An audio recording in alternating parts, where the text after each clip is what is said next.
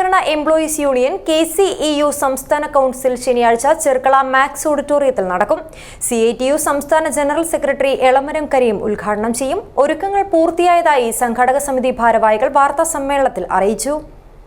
ജനാർദ്ദൻ ഹോസ്പിറ്റലിൽ laparoscopic സർജറിയും multi speciality ആധുനിക ചികിത്സയ്ക്കും ഞങ്ങൾ പ്രാധാന്യം നൽകുന്നു. വിവിധ സ്പെഷ്യാലിറ്റികളിലുടനീളം ഞങ്ങൾ സമഗ്രമായ സേവനങ്ങൾ വാഗ്ദാനം ചെയ്യുന്നു. Janardhan hospital, bank road, Kasaragod.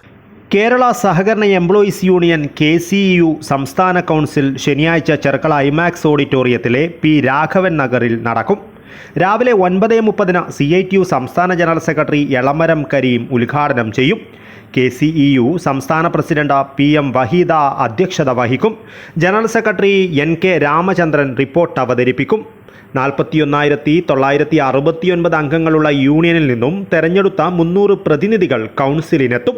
സഹകരണ മേഖലയെയും അതുപോലെ തന്നെ ജീവനക്കാരെയും ബാധിക്കുന്ന വിഷയങ്ങളൊക്കെ തന്നെ വർത്തമാന കാലഘട്ടത്തിൽ സഹകരണ മേഖല അഭിമുഖീകരിക്കുന്ന എല്ലാ വിഷയങ്ങളും ഈ സംസ്ഥാനതല കൗൺസിലിൽ ചർച്ചാ വിഷയമാകുമെന്ന കാര്യത്തിൽ സംശയമില്ല.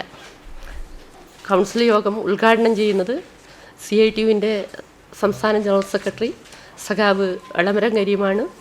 അതുപോലെ തന്നെ ആ പരിപാടിയിൽ യൂണിയൻ്റെ സംസ്ഥാന നേതാക്കന്മാർ പങ്കെടുക്കും. സംഘാടക സമിതി vice chairman TMA Kareem, convener KV Viswanathan, KCEU സംസ്ഥാന vice president P. Janaki, B. Mohanan, KV Rameshan എന്നിവർ വാർത്താ സമ്മേളനത്തിൽ പങ്കെടുത്തു. News bureau, Kasaragod.